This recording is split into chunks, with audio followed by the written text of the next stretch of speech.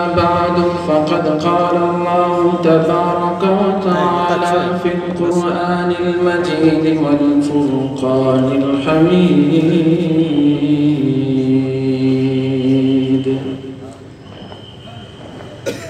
أعوذ بالله من الشيطان الرجيم. بسم الله الرحمن الرحيم. قل إن كنتم تحبون الله فاتبعوني يحببكم الله ويغفر لكم ذنوبكم والله غفور رحيم. صدق الله مولانا العلي العظيم. وقال النبي صلى الله عليه وسلم: لا يؤمن أحدكم حتى أكون أحب إليه من والده وولده والناس أجمعين، أو كما قال صلى الله تبارك وتعالى عليه وعلى آله وصحبه وبارك وسلم تسليما كثيرا كثيرا. سبحانك لا علم لنا إلا ما علمتنا إنك أنت العليم الحكيم. رب اشرح لي صدري ويسر لي أمري واحلل عقدة من لساني يفقهوا قولي. محترم و مکرم صدر اجلاس، اسٹیج پر تشریف فرما علماء اکرام،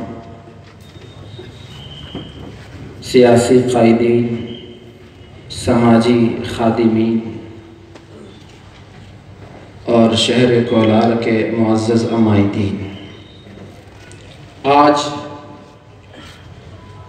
ہم سب سید الاولین والآخرین، امام الانبیاء و اشرف المرسلین، شفیع المذنبین، رحمت للعالمین، خاتم النبیین، احمد مجتبی محمد مصطفیٰ، سرور کونین، تاجدار مدینہ، محسن انسانیت، ساقی کوثر، شافی محشر، حضرت محمد الرسول اللہ صلی اللہ علیہ وآلہ وصحبہ وسلم کی محبت میں جمع ہوئے ہیں۔ حاضرین گرامی، ہم سب جانتے ہیں کہ رسول اکرم صلی اللہ علیہ وسلم کی محبت ہمارے ایمان کا حصہ ہے، ہم سب کا ایمان ہے۔ حضرت عمر بن خطاب رضی اللہ تعالی عنہ رسول کریم صلی اللہ علیہ وسلم کے ساتھ تھے۔ آقا نے آپ کے ہاتھ کو، آپ کے بازو کو پکڑا ہوا تھا۔ اس موقع سے حضرت عمر رضی اللہ تعالی عنہ نے عرض کیا: واللہ، اللہ کی قسم، یا رسول اللہ، میری ذات کے علاوہ دنیا کی ہر چیز سے زیادہ آپ میرے پاس محبوب ہیں۔ اللہ کے رسول علیہ السلام نے ارشاد فرمایا: لا یؤمن احدکم حتی اکون احب الیہ من نفسہ۔ یاد رکھو، تم میں سے کسی کے ایمان کا کمال نہیں ہو سکتا، تم میں سے کسی کا ایمان اس وقت تک قابل اعتبار ہو نہیں سکتا جب تک کہ اس کے نزدیک میری ذات اس کی اپنی ذات سے بھی زیادہ چہیتی اور محبوب نہ ہو جائے۔ حضرت عمر نے فوراً فرمایا: یا رسول اللہ، میرے نزدیک میری ذات سے بھی زیادہ آپ مجھے محبوب ہیں، صلی اللہ علیہ وآلہ وصحبہ وسلم۔ حضرات صحابہ اکرام نے رسول اکرم صلی اللہ علیہ وسلم سے محبت کی وہ مثال قائم کی دنیا کے کسی بادشاہ کی ان کے وزیروں نے وہ محبت کا معاملہ نہیں کیا۔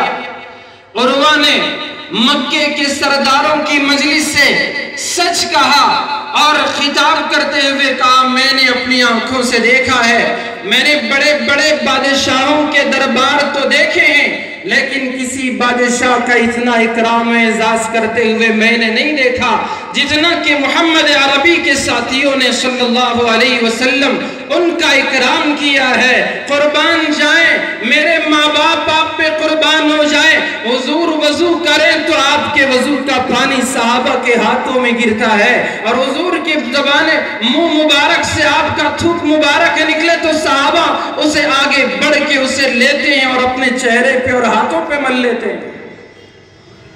اور آپ بھی جانتے، میں بھی جانتا ہوں، اللہ کے نبی علیہ السلام جب رخصت ہوئے تو اس خبر ایک صحابی کے پاس پہنچی جب وہ اپنے کھیت میں کام کر رہے تھے۔